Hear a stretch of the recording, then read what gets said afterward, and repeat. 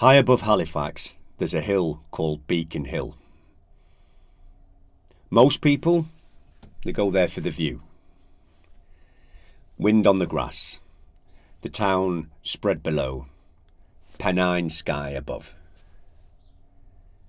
But that hill wasn't named for the view. It was named for fire. Because once, on that ridge above Halifax, fire meant one thing. Warning. Smoke by day, flame by night, news carried across the hills. And if you stood in the valley below, you didn't look up at Beacon Hill for beauty. You looked up to see whether it was lit. And that's where the hill begins. Beacon Hill, above Halifax. A high place on old routes into the valley. Long before mills, and long before chimneys. Travellers crossed that ridge across the ancient road called the Magna Via. Boots, pack horses, caravans of traders moving slowly over the high ground. And hills like that, they served a purpose. They watched, they signalled, and they warned. So when danger had to be sent across the country, a fire would be lit on Beacon Hill. And then another hill would answer, and then another. Flame after flame after flame.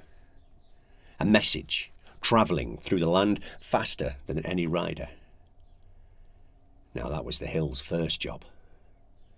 Warning. But Beacon Hill did another job as well. A harder one. Because sometimes the warning was not fire. Sometimes the warning was a body. In the 1760s, this valley was known for something else. Coiners. Candlelight. File against gold. The soft ring of stolen metal. Men who clipped the edges from the gold coins and they melted the fragments and quietly made new money from stolen metal. It's dangerous work, illegal work. But in the uplands around Calderdale, it spread quickly. Gold coins passed constantly through the cloth trade, and temptation travels quickly in a hard country. Now the most famous of these coiners was a man called David Hartley, sometimes called King David. He was eventually caught and executed in York in 1770. But two other men from the coining gangs, Robert Thomas, Matthew Normington, they were involved in the killing of an excise officer named William Dayton. And when they were caught, the authorities wanted a warning the valley would never forget. So after execution, their bodies were brought to Beacon Hill and hung in iron cages above the town, left there for travellers to see, left there for the valley to remember. A message in open air. Do not do this. Do not follow them. And do not forget who rules here. Now imagine approaching Halifax 200 years ago. You climb the last stretch on the hill road. The wind is moving through the grass, and the town smoke is rising from the valley. And above you, on the ridge, a shape hanging in chains, not hidden, not buried, displayed, warning. Now that's the second life of Beacon Hill. Fire and fear, signal and punishment, smoke by day, flame by night, and iron cages in between. And once a place has carried that many meanings, the feeling never quite leaves, even when the work is long finished. Today, people climb Beacon Hill for very different reasons. For the view, for the walk, and for the open sky above Halifax.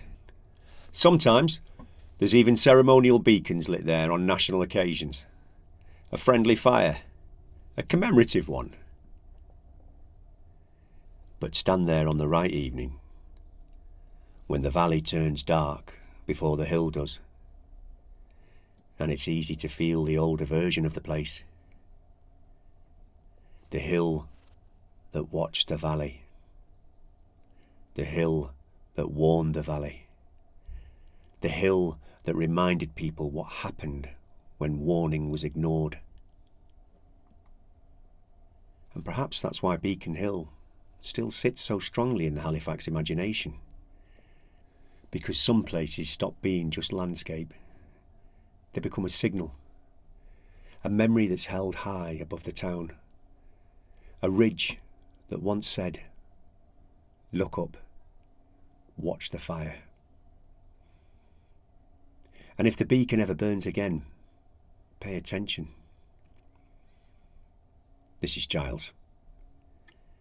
And around Halifax, even the hills remember their work. And some of them still wait for the fire.